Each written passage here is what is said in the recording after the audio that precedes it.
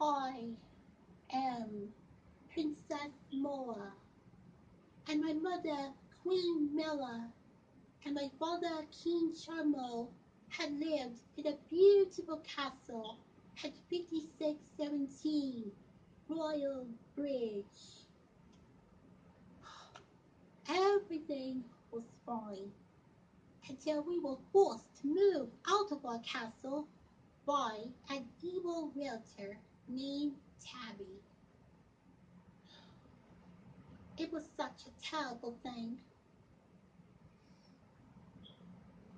I actually thought that we was there to stay. The royal movers arrived a few days later to pick up our stuff. All of it except for the things that we planned to take with us. And important stuff, that is. The day that we finally left the castle, I seriously advised my father that we should stay put on the west side of North. But as usual, my father, King Charmo, always have had the urge to do things his way all the time, no matter how bad my mother and I suffer. Oh, bloody heck. Sometimes it is so hard to be a daughter. It is also very difficult to deal with parents who refuses to listen to you and continues on dragging you down to the wrong path, which is very foolish.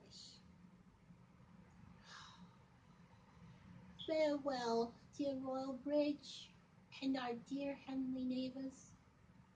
We shall always cherish you in our hearts.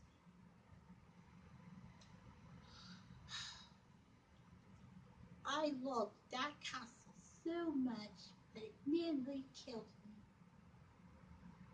And what made the situation worse was that my father drove us over to the east side of North, even though my mother and I didn't want to be there. And the only thing that took my mind off of the disappointment was the time that I started thinking of my beloved heartthrob, Prince Milo. He was one of the most famous royal stars in the world, and so handsome. His thick, coal black hair, bright, creamy skin, and his amazing foreign accent just blows my mind all the time. I thought of him all through the day and all through the night. My love for him just grows more and more each day. In my eyes, there is something special about that handsome creature. Each day I silently hope that someday that I will have a lucky shot at him. My parents and I went from one motel to another until we found a place.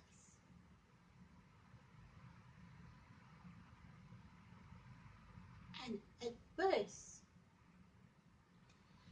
I hoped that we would soon return to the western north. But my father kept us on the east and moved us into a basement shack that was much too old to live in.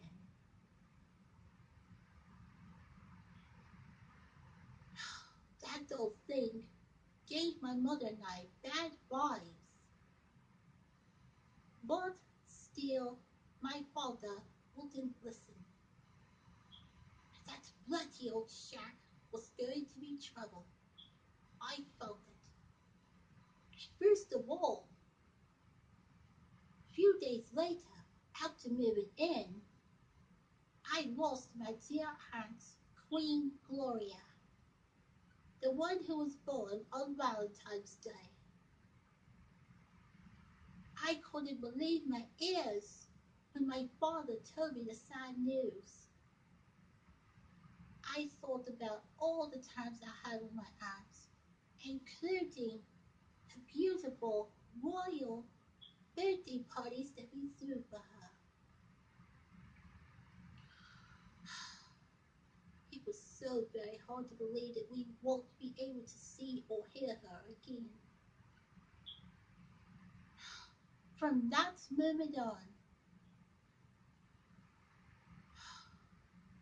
I despised that shack. It was exactly what I thought it would be. Bad luck. Just pure bad luck.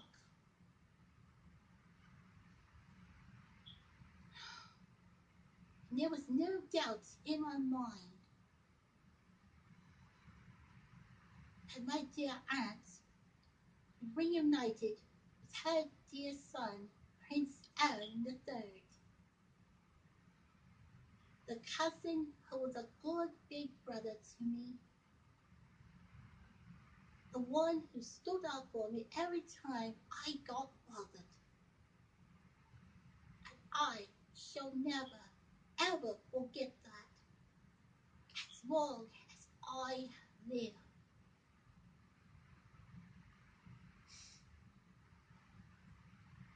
And a couple of months later, I read one of the old Royal Star books and found out that Prince Marlon was already wedded to someone else. And it hit me so bad that my chest started hurting. The news took a huge toll on me. I wanted to die right then and there. I knew that God held me out because there was no telling what else those chest pains could have done to me. I had a feeling that it was a mini heart attack that I've had.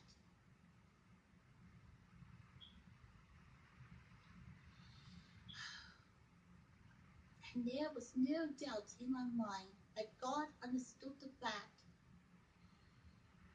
that I was taking the situation really hard, whether anyone else cared to notice or not. And I told my mother about the news, which did not make me feel any better. The only words that I heard out of my mother was, "I told you." That was all I heard. No sympathy whatsoever.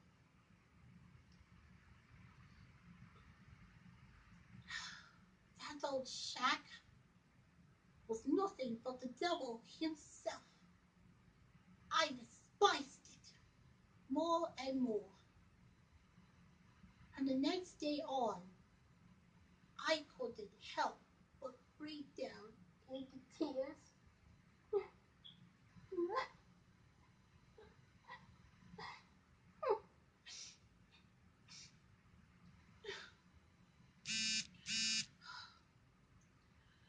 Oh, Prince Smyro, you will always be the special guy in my heart. I will always cherish you.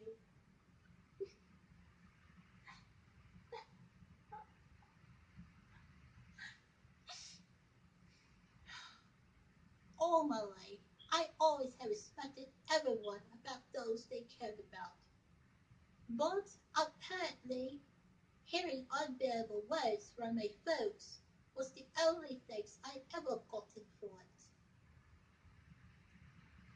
And by the time that my cousin, Princess Bree's heart got broken over a prince that she dated, my parents stopped and felt sorry for her, knowing that they should have been feeling sorry for both of us.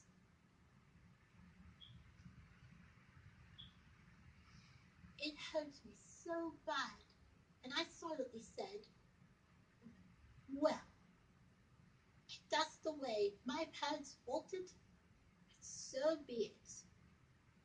I don't care.